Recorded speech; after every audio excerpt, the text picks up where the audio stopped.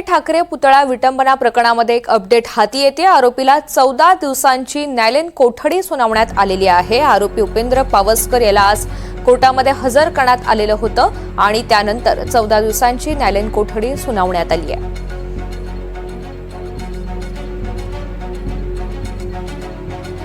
दरम्यान आरोपी असलेल्या उपेंद्र पावसकर यांच्या वकिलांनी नेमकी काय माहिती दिली आहे पाहूयात।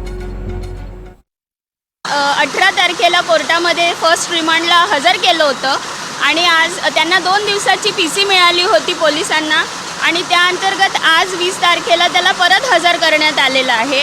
तर पोलिसांचं असं म्हणणं होतं की आम्हाला आणि काही स्टेटमेंट्स किंवा इन्व्हेस्टिगेशनसाठी त्याची पोलीस कोठडी मिळावी, पण बघता असं की रिमांडच्या कॉपीमध्ये काही फरक नव्हता।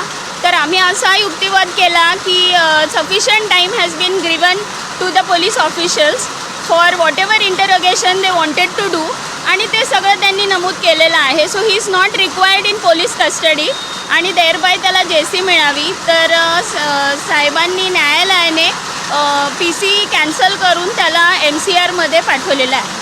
अजून न्यायालयीन कोठडी आता बेल ॲप्लिकेशन वगैरे होईल तर पुढची तारीख 3 दिलेली आहे, 3 ऑक्टोबर।